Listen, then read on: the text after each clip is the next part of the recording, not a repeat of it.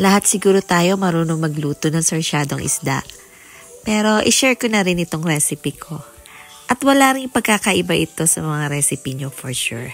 Mainit na kawali, maglalagay tayo ng cooking oil. Gamitin. Maglagay na tayo ng ginger. I-slice na natin yan. Minced garlic. Onions. Yan, lalagyan natin ng maraming kamatis. Masarap.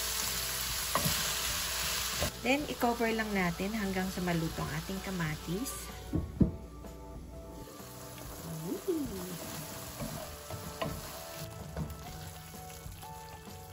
Malambot na yung ating kamatis. Maglalagay lang tayo ng fish sauce o yung ating patis. Tinta.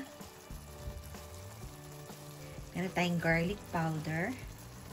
And maglalagay lang ako ng mga 1½ cup of water.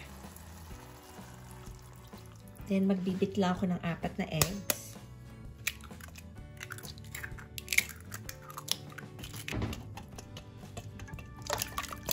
Whisk lang natin mabuti. So once kumukulo na, maaari na natin ilagay ang ating eggs. Haluin lang natin ganyan. Nadagdagan lang natin ng konting salt. Medyo matabang siya. Nalagay din ako ng konting sugar.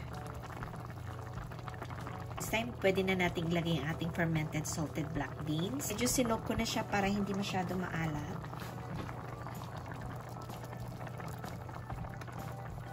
And after that, maaari na natin ilagay ang ating mga fried fish. So, meron na akong fried fish dito. Ready na. Kahit anong fish na gusto nyo, pwede nyong gamitin. After that, maaari na natin ilagay ating green onions.